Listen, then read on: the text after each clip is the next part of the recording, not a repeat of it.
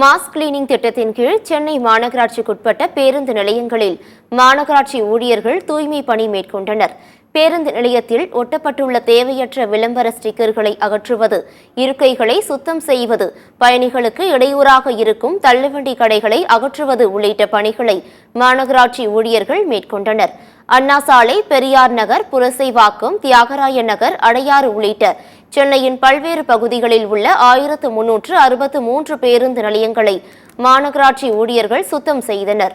மாநகராட்சி பேருந்து நிலையங்களில் ஆக்கிரமிப்புகள் அதிகமாக இருப்பதாகவும், பேருந்து நிலையங்களை அவ்வப்போது கண்காணித்து சுத்தம் செய்ய வேண்டும் எனவும் பொதுமக்கள் கோரிக்கை விடுத்துள்ளனர்.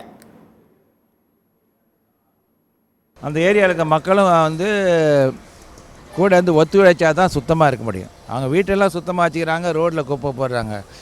எங்கள் ஏரியாவில் நானே குப்பையெல்லாம் எடுப்பேன் காலையில் வாக்கிங் போகும்போது. மக்களும் கொஞ்சம் ஒத்துழைக்கணும், கார்பரேஷனும் அவங்க வேலை செய்கிறாங்க. இந்த அளவுக்கு வேலை செய்வது ரொம்ப சந்தோஷமாக இருக்குது. மக்கள் இது என்னுடைய சொசைட்டி நினைக்கும் போது தான் மாறும், இல்லை அது வரைக்கும் எதுவும் மாறாது. பட் இவ்வளோ தூரம் செய்கிறது ரொம்ப சந்தோஷமானது.